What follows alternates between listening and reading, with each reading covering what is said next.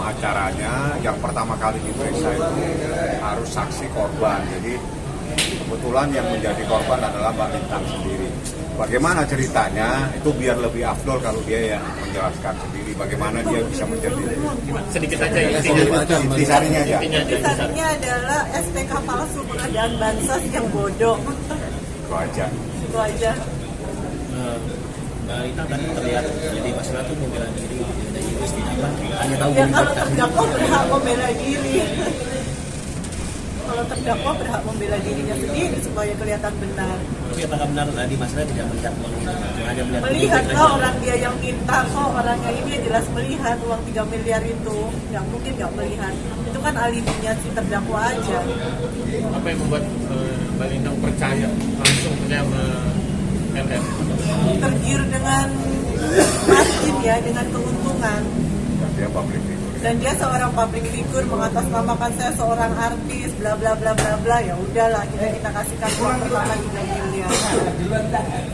Tapi kenal sama ibunya sendiri dari kapan sih? Kalau Mbak Lintang? Saya nggak kenal Lady Marcella. Saya dikenalin di situ dan pada waktu hari itu juga 1 jam kemudian saya kasih uang 3 miliar si Lady Marcella. Maksudnya apa yang membuat Mbak yakin gitu waktu saat itu? Membuat saya yakin.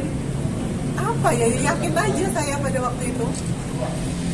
Apakah diiming-imingin keuntungan? Iya, diiming-imingin keuntungan yang banyak karena kan pada waktu itu COVID, cari uang susah, dapat keuntungan itu, oh yaudah alhamdulillah diambil. Nggak taunya ternyata SPK-nya bodong. Berarti baru hari itu kenal langsung dikasih. Iya, saya langsung kasih 3 miliar. 1 jam kemudian uang saya serahkan 3 miliar tersebut. Tapi menyangkal juga. Ya itu haknya terdakwa untuk menyangkal, untuk pembelaan diri. Jadi untuk Mbak Lintang sendiri inginnya seperti apa sih? Hah? Inginnya seperti apa? Keinginannya Keinginan saya, ya dia masuk ke penjara udah selesai cuma. duit balik. Enggak, saya nggak ingin duit balik. Kenapa? Ya nggak ingin, biarin aja lah. Mbak Lintang kan ada selisih sekitar 20 miliar kerugian yang nalangin ke efek kapital itu. Iya. Nah, nggak menginginkan kembali juga. Enggak, saya enggak.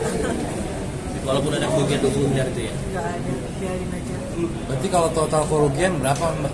Sekitar 20 sekian. 20 sekian 20 miliar. Dan itu dari fasilitas yang diberikan oleh efek kapital.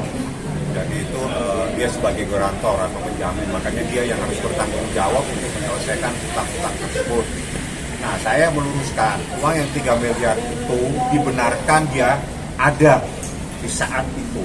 Soal perdebatan siapa yang menerima itu urusan lain. Yang jelas benar ada uang di meja dan ada dia di situ. Soal siapa itu kan urusan lain. Kecuali dia menyangkal tidak pernah ada uang. Tapi Anda sudah mendengar sendiri bahwa benar ada uang 3 miliar dibawa oleh Mbak Lintang. Itu adalah awal uang diserahkan supaya keluar SPK. Nah, SPK inilah yang akan digunakan supaya cair kredit sebanyak 40 miliar. Itulah cerita awalnya. Makanya Mbak Lintang itu menyerahkan uang 3 miliar karena kalau dia tidak menyerahkan uang 3 miliar, SPK tidak akan keluar. Kalau SPK tidak akan keluar, tidak bisa dapatkan fasilitas kredit. Ini rangkaian peristiwa dan itu adalah bagian daripada bunyi selanjutnya seperti itu. Sudah clear Di semuanya foto ya. aja lagi Marcella, sekarang berubah menjadi big. Ada lagi yang mau ditanyakan? Sidang minggu depan tanggal 21. Mohon maaf, tanggal 21 sidang tadi diinformasikan. Ya. Agendanya apa gitu Bang? Saksi-saksi Saksi jadi mungkin juga. ada saksi dari pihak beberapa saksi yang pasti dipanggil. Nanti itu biar jaksa lah yang menjelaskan, saya nggak paham. Yang menjadi saksi siapa itu menjadi kewenangan mutlak adalah JPU. Jaksa yang ya. Ada yang ingin disampaikan ke Lady Mbak Lintang? Ya selamat menerima balasan yang setimpal.